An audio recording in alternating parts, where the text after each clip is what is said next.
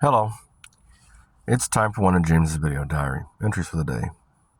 Today is Saturday, March 8th, 2025.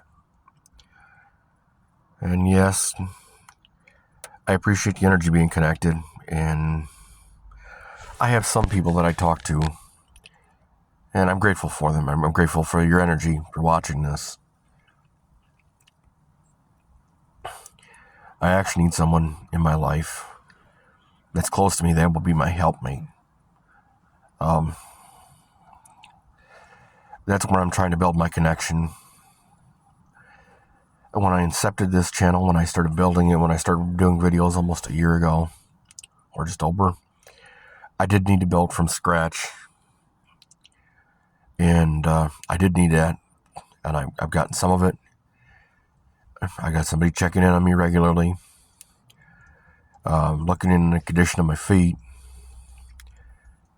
checking my voice, my tonal quality, the natural, so that although this isn't scripted, my tone's a little different in regular conversation.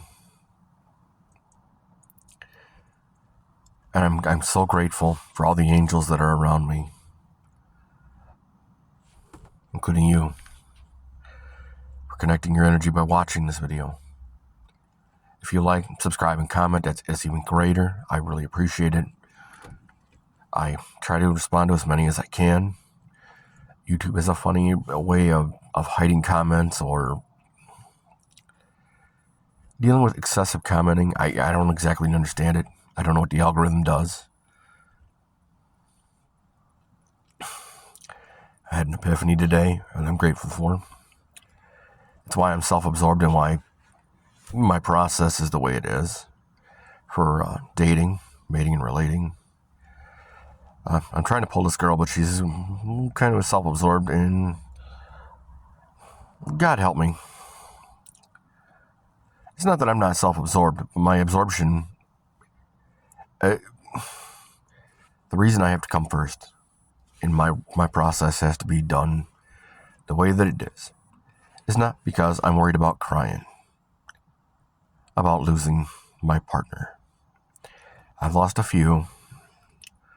None of them did passing into the next life, but because they've cheated or lied.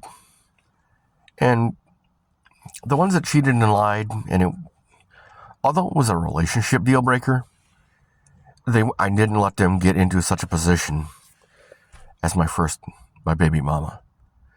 And for me, a lot of times a relationship is, God help me, it's a business arrangement. It's a business deal. It's the most important business deal that you can make in your life. Your partner can either pull you up or pull you under. And they can put you in a position where, my personal experience with my baby mama, I've had hitmen, would-be wannabe people who want to help, offer to help me in that way. And God help me, I said no. And it wasn't on principle. It's because they affected my life so profoundly, so personally, by the way that they have, the deal they violated, the way they did it, and the fact that I was holding the bag and expected to cover my end despite them breaking that deal. They simply didn't understand the concept that, hey, this was the deal. This is what deal I agreed to. After you changed it in the middle, after the deal was made and after the act was committed, you then changed the deal to where you didn't have to do your end. Because, well, in any business deals, there is a suck part, even for me. My baby mama, my part would have been sticking with her. She wasn't fucking pretty, but she was available, and she was the first one that showed me affection. So I jumped on it saying, okay, well, this is better than nothing. And because it required little to no effort for the acquisition process, and the business deal was pretty well easy to make. I agreed to going into a trade as soon as I got out of high school. I wanted no children until I could provide for them. As a man, with the skills I would possess and the people that had trained me, you don't have kids till you can pay for them. And it's twofold. The ideation behind it is twofold. One, between the time I was 16 and the time I would have been 24, I would have been matured a great deal. The monogamy would have solidified itself. I would have gained journeymancy to picking a trade, or 3 or 4 for that matter, in the event that I ended up going into like elevators. I'd have to be in electrical, plumbing, and get the elevator on top of elevator, mechanical, plumbing, the whole 9 yards. But as soon as I became a journeyman tradesman with any one of those 3 or 4 trades, well, I would have been making union standard at like $30 an hour. And back when this was going on, when a deal was made, $30 an hour was enough. It's what my parents made. It was enough to provide for a home, decent car most of the time, food on the table, clothes for the kids. My dad seemed relatively happy. Now, that's kind of one of those things. Most of the adults that made that kind of money seemed relatively happy. They seemed like they had their shit together. And I would let her be a stay-at-home mom for being with me through my journeymancy.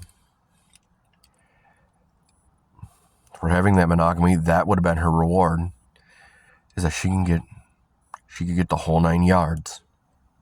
But she had to stay monogamous to me. She had to stay monogamous to me, and there couldn't be children. The minute there adds children, you can't do it. And she changed it to where, in her mind, if you get me pregnant, well, my body, my choice. Right? When it comes to women. So they can get themselves pregnant. They can choose to be with the man. That's what she did. She used coercion. She used coercion to get what she wanted. Then she cried about how that broke the deal. She fucked me over for well over 20 years. And I don't have a family for that reason. Because every other idiotic woman since that has had the ability to do it, plus or minus the ones that I made a mistake in not taking. And there are a couple of those. I'm not going to lie to you and say that I'm completely innocent in the deal. I'm not going to tell you that I haven't had opportunities. In hindsight, I did make a few mistakes. And I own those mistakes. I have to live with the consequences of my actions, good or bad. I have to live with the consequences of her actions, of Leola's actions. How that cut me out of being a family man. How that de-incentivized giving the woman power. Because she's going to do the stupidest, dumbest fucking law-breaking things. And yes, she did break the law on multiple occasions, including federal law, which she did not get nearly what she should have. Punishment was write a letter. As a long-term ongoing process, using the child as a legal protection, violating U.S. constitutional civil rights, the kid should have been pulled out. The kid should have been pulled out of that house today, that day. Just that simple as that. You're not going home. You're going to jail. You admitted to doing it on a long-term basis. You thought it was funny. That ideation alone is why our society is falling. Propagation of that mindset. I can do whatever the hell I want and fuck you. All I have to do is write a boo-hoo, I'm sorry. I don't have to be I'm sorry. I just have to write the letter. It's detention. If it would have been enforced the way the law had been intended and was written, she would have lost custody that day permanently. Because you cannot teach that child that there are no consequences for their actions. They do not have to be accountable. And even accountability means nothing. And the other guy's anger at your intentional, willful violation of their rights, that provocation is the other guy's problem. And he's going to be accountable for it. If he comes after you and hurts you, he's going to be accountable for that. But you wouldn't be. And you can't figure out why the double standard is, why this society is failing. As a man, as someone who, as a resultant consequence of that relationship, has had to investigate people for the last 30 years. Now, I'm not saying I haven't made mistakes. I'm not going to tell you that I didn't turn down opportunities because the cost was too high at the time with the information I had. And I'm binary, so I don't backpedal. I generally don't. If I make a decision, I generally stand by it. Come hell, high water, second coming of Jesus Christ himself, which hasn't happened yet, but could. Because you will intentionally withhold information from me to get that reaction, to have that kind of power over me. And I'm going to be holding the bag when it goes bad.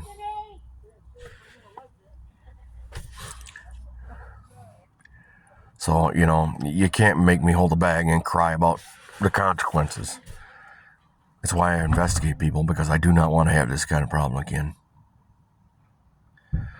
And although I do have a better support system today than I did 20 years ago, it's nowhere near what I should have and what I deserve. It's nowhere near allowing me to do the things that I'm absolutely capable of. Things that I would absolutely enjoy doing. I would enjoy management. I was trained and groomed and explained how to do it and make it absolutely fun. And I can see where I've done it in the past at jobs where I was the bottom guy, but I was literally wielding power without the compensation.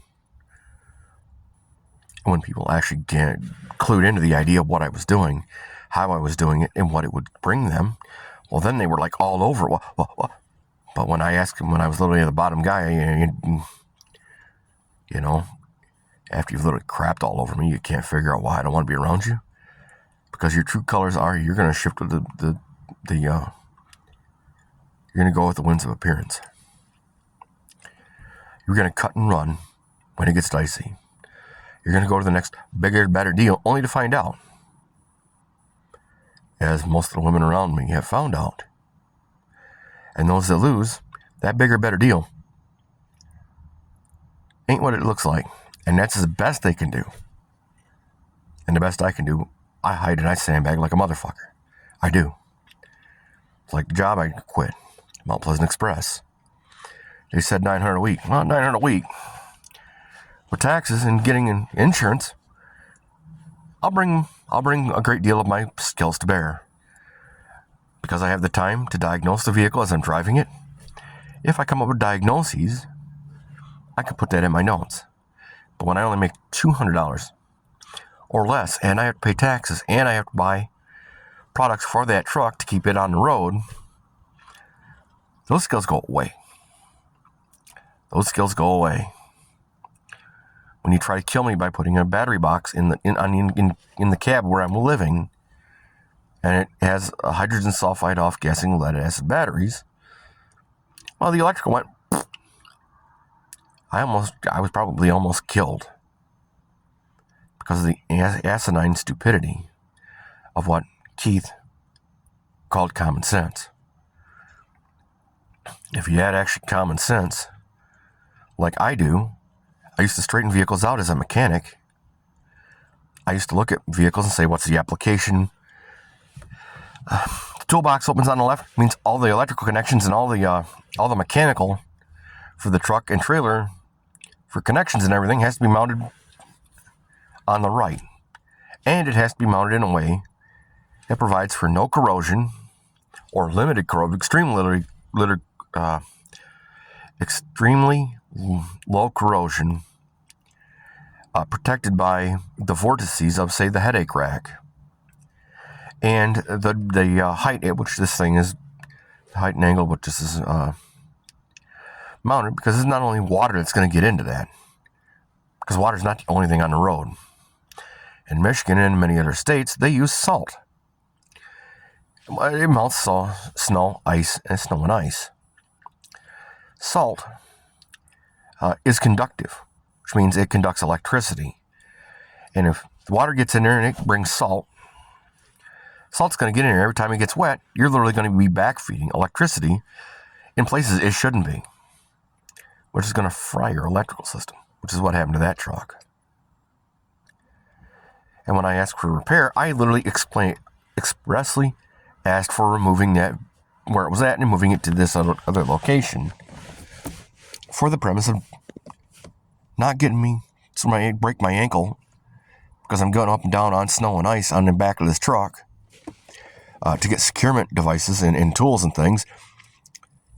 That way I didn't get tangled in and break everything, break my ankle, catch a truck on fire, and lose everything I had in the truck. Perhaps even losing my life. And that wasn't the common sense that prevailed. Took it out a second month. It had a bad belt in one of the tires. Did they leave it on the steer tire? Anybody with any kind of common sense with tires would say bad belt, bad tire, put it on a dual because you got two instead of one, because it wasn't a super single. And you could, if you blow out a dual, yes, it's tragic. Yes, it hurts. And yes, it's going to cost the tire. I mean, that's kind of, when you have a bad tire, the car I'm driving, the one that's in this video, the background of this video, had a bad tire. I drove it for 3 years with a bad belted tire. Had a hell of a leak. It wasn't super bad at first. It was just annoying. But 3 years later, it got to the point where I had to let it just shred itself so that I could justify getting another tire. Now I have a spare tire. I do. So that wasn't the issue. The issue was I wanted to look nice. So I had to go down and get another tire, but I had to let that other, to the one with the bad belt in it. After 3 years, I just had to let it go. It wasn't worth fighting to try and keep it up. For the amount of effort, it would just be ignominious. For the $50 it cost to have the tire dismounted, or the new one mounted, the cost of the tire, the cost of disposal, and the mounting or the balancing,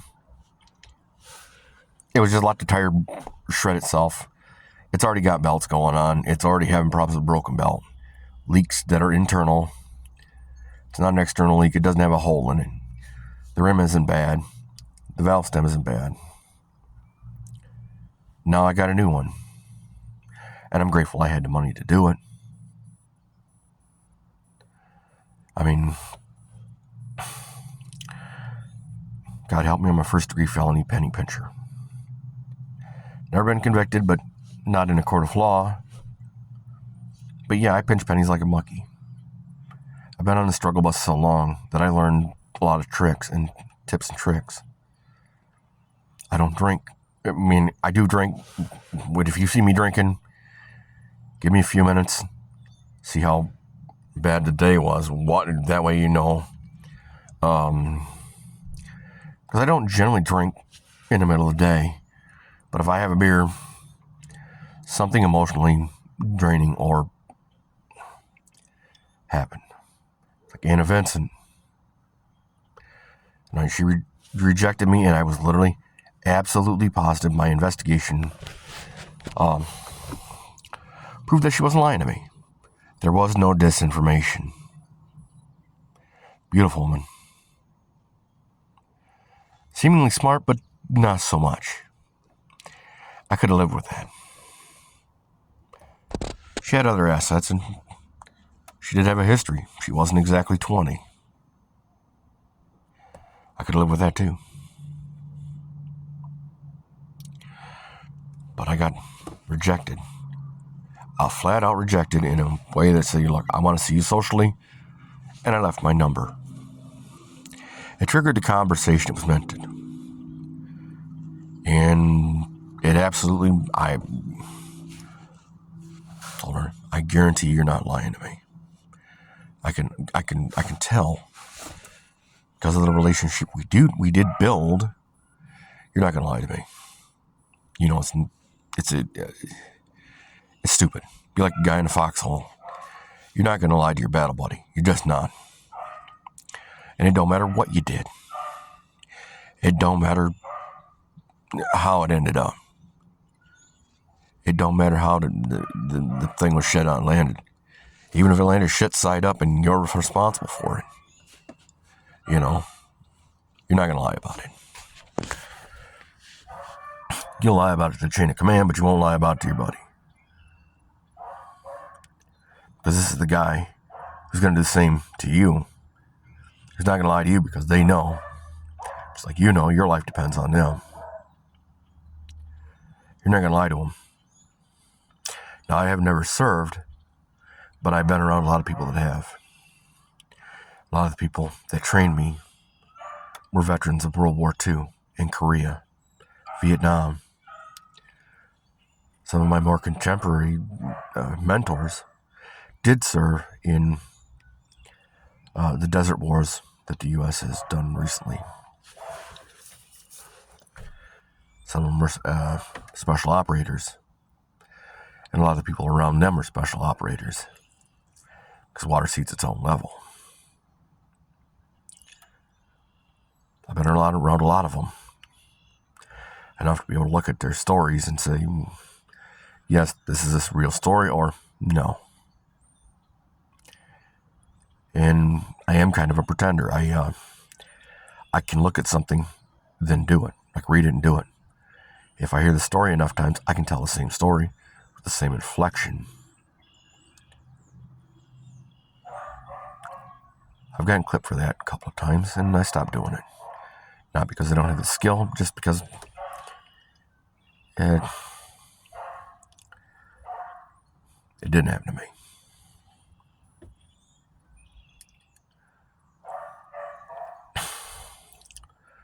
I'm back in Saginaw where I grew up, where the situation with my baby mama developed. Went by the place. It was the closest I've ever come to taking life. Where I planned it. If I had the tools, I would have done I would have. And honestly, the area has changed and developed a little bit. Just like Fashion Square Mall. Had some of the strangest experiences in my life. And the energy has completely changed since those experiences. Probably lost the love of my life there too. Because I freaked out. Heard a voice. It didn't say anything bad. It said, go for it. 3 words. But they were so clear and crisp. I ducked into a store. Because I couldn't figure out where the voice came from. If the voice wouldn't have said anything, I would have continued and I probably would have went for it. I think she was laying for me for that reason. I've had a couple of them do that. And they're like, well, you got to do it my way.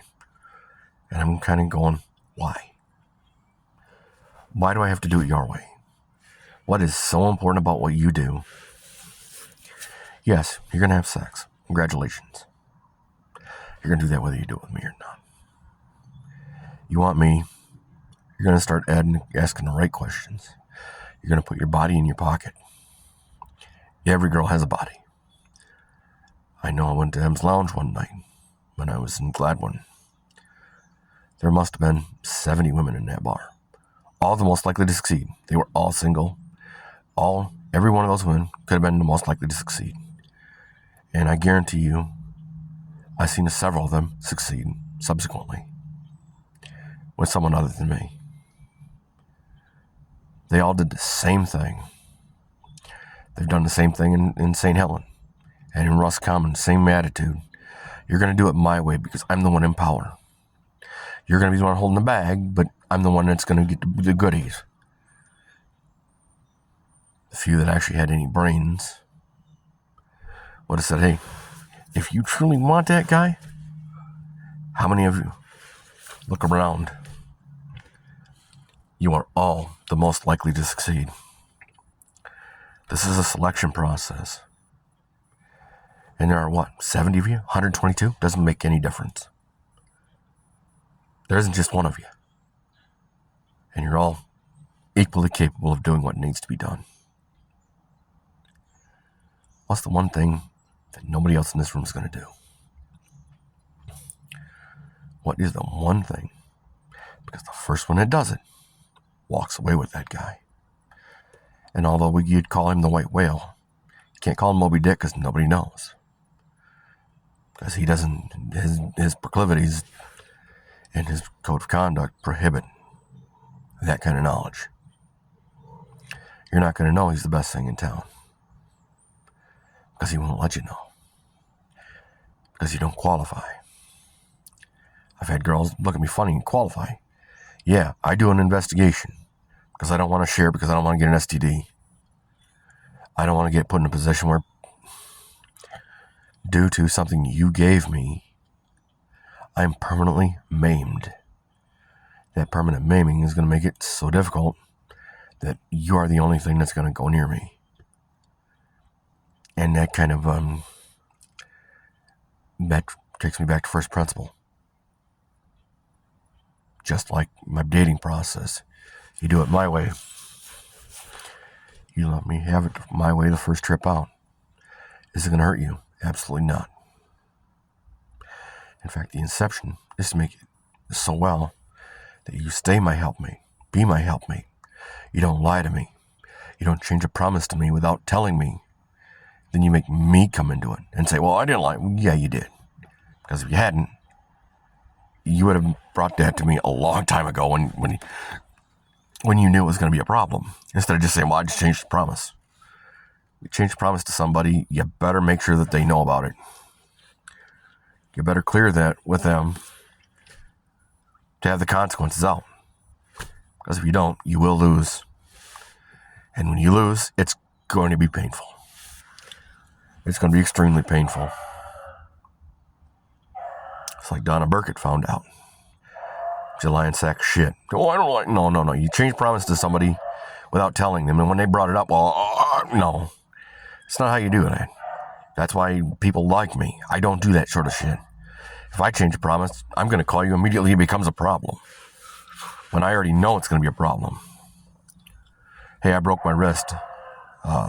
Neil, I can't help you change the struts in your car. I broke my wrist. I'm in a car wreck. I can't get the tools.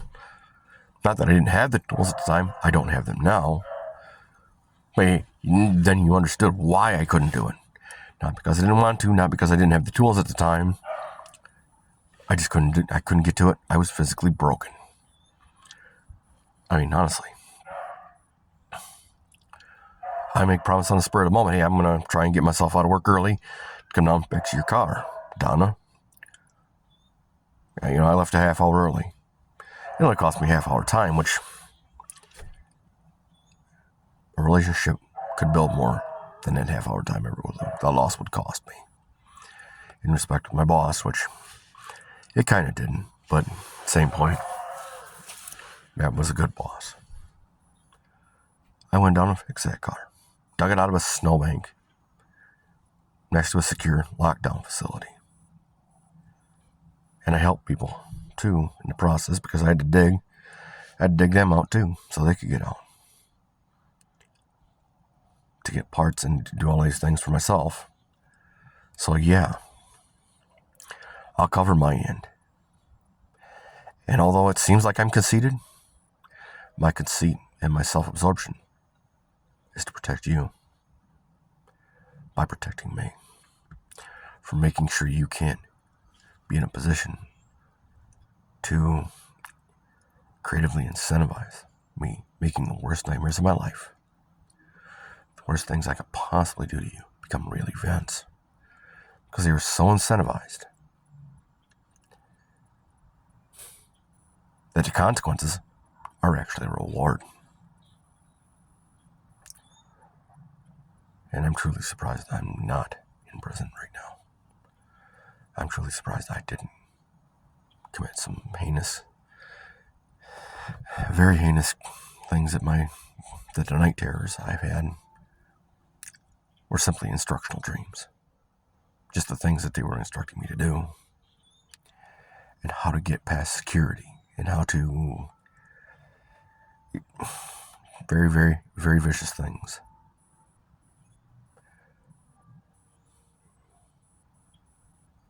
You know,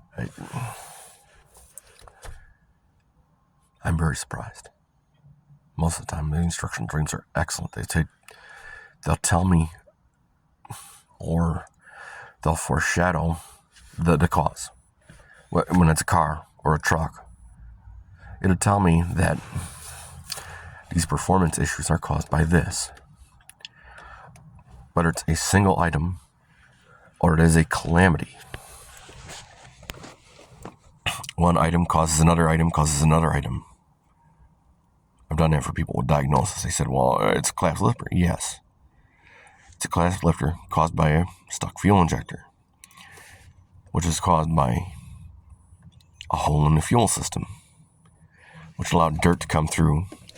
And because of this thing called gravity and the way that it works in fine granulated dust, works in suspension, it magically settled out at this one point.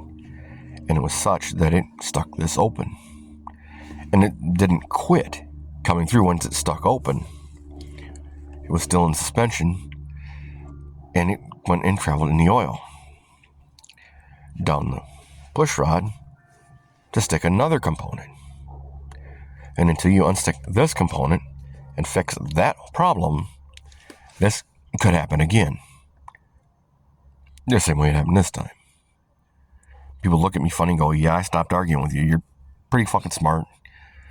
And I could see the evidence of the things as you're fixing them. 2 or 3 hours later, the other problem's fixed. I'm great that way. I love working on stuff. I don't mind driving. I don't mind working at McDonald's. I didn't mind doing a Lear. What I minded is people saying that I'm bigger and better than you are. And when it comes down to the evidence, the only reason I didn't get the certification is because I outdid you. I set the bar so high that I would drag in $1 million contracts.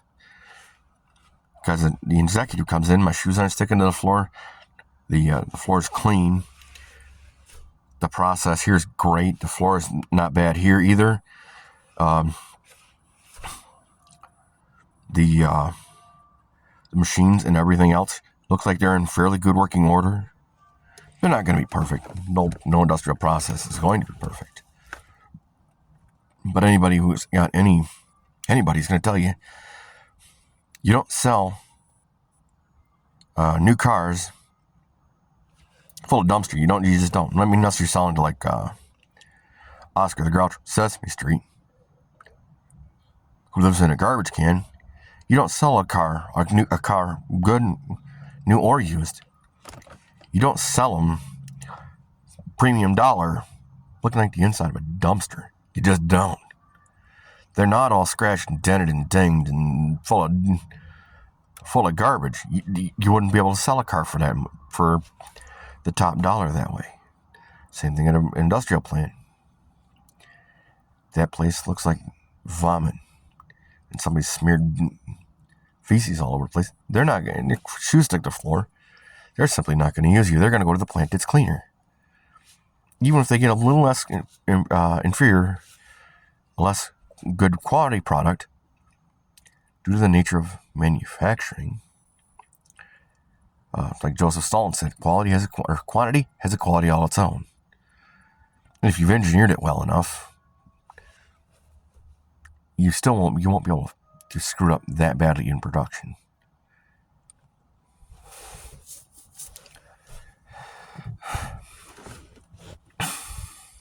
Same thing with cheeseburgers. You go to a restaurant, you go to order because you're hungry and there's only one way to get it. You go by the dumpster and it smells like rotten stink hole garbage. You're literally not going to buy more food. You might even drive away from the food you ordered. I learned this with, I had to teach the manager, Roscommon McDonald's, that during the summer when it's hot out, anytime it goes over 50 degrees, if that garbage can is open, it is going to stink. So every couple of days, in order to keep it from stinking, you're going to toss one of your laundry pods in it and use hot water. Strangely, as a resultant consequence of that, people would come through and they would order more. Oh my God, it smells good. Oh man, I'm already hungry. I'm going to order more. Can I up my order? It happened frequently. It also happened frequently that the tradesmen that got change when they ordered from lunch, when they came through for dinner, they might have their family with them. And because they had the extra change to be able to do the upgrades, a lot of them got upgrades. And the upgrade for the tradesman, you think his wife's not going to get it? His wife's going to... He ain't going to be happy if she don't get it. At that point, the kids are always going to get it. It's one of those things. It's a daisy chain. And it sucked all the change out and extra money. It's just the way it is. In addition, they upgraded during lunch too. Well, I got extra money. Rather than leaving it on the ground underneath the windows, for an enterprising me to go harvest a paycheck over time. Literally pick a week's pay off the ground, just pick it off and change. It did take some time. That was the drawback. But it could have went into the Ronald McDonald Fund.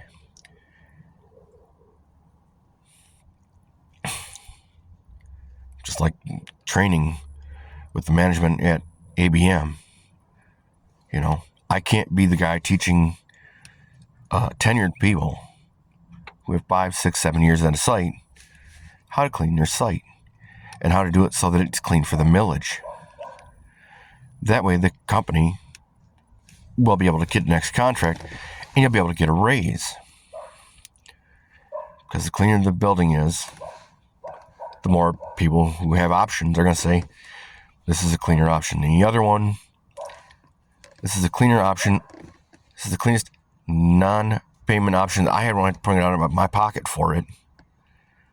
I don't have to hawk out of my wallet where I actually see it coming out of my wallet. It's clean. It's not so dirty that I want to go to the next option where I got to hawk out of my pocket.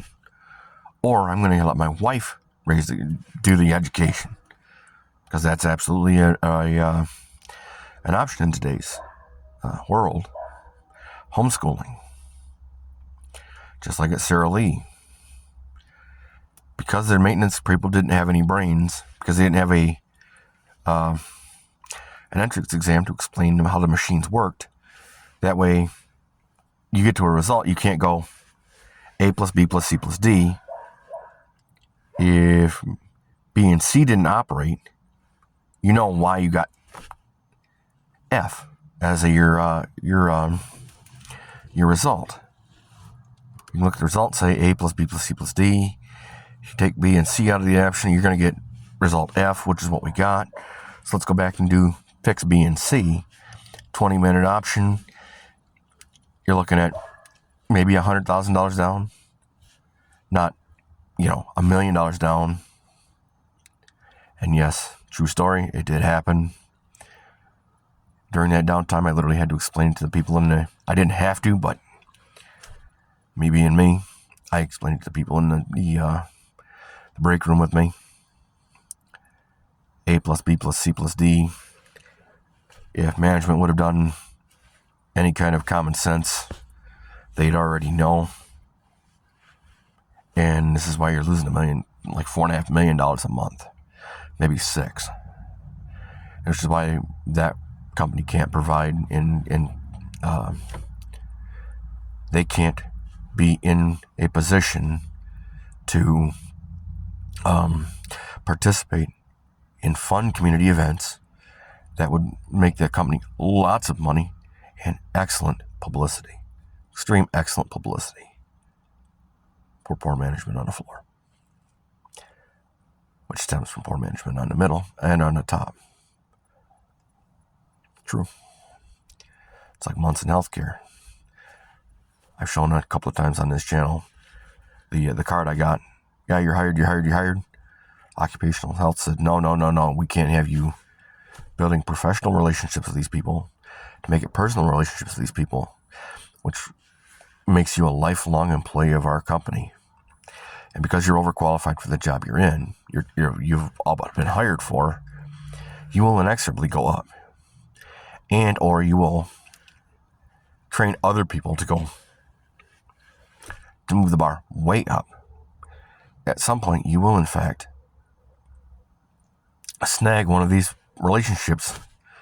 One of these professional relationships will snag a personal relationship. Somebody somewhere is going to have it. And who knows which of the 7 degrees of separation are going to be the one that pays off. I see a nurse, and at this hospital, she's a friend with I went to a class with some other nurse in another deal. And, well, I get an introduction. It becomes an introduction. It becomes a business deal. Right in my wheelhouse. I make the hospital millions of dollars. No, can't do that. The hospital makes me the life. I make the hospital millions of dollars. I provide these things. No, can't do it. Which brings me to where I'm at. You can't have a guy responsible for everything who's on the bottom. Pay point has to be the easiest on the bottom. Middle and the top are where it's hard at. But Keith didn't understand that. Deb didn't understand that. Kendra didn't understand that one mistake per week at $3,000 loses Mount Pleasant Express $1.28 million over 10 drivers. And it's just one mistake a week. And she made more than that.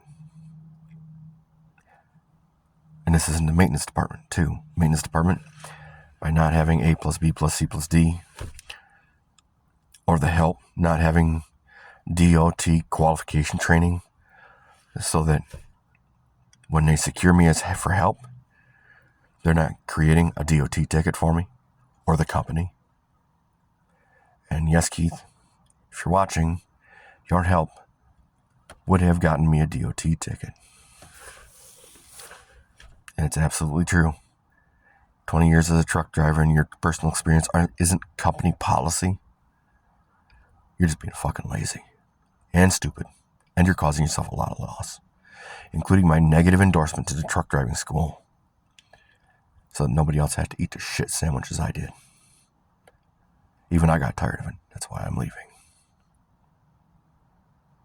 If you got this far in the video, I appreciate it. I appreciate a like and subscribe. You don't have to do either. You don't have to comment on them, but I really would like all of these things. I know my content isn't for your benefits, for mine.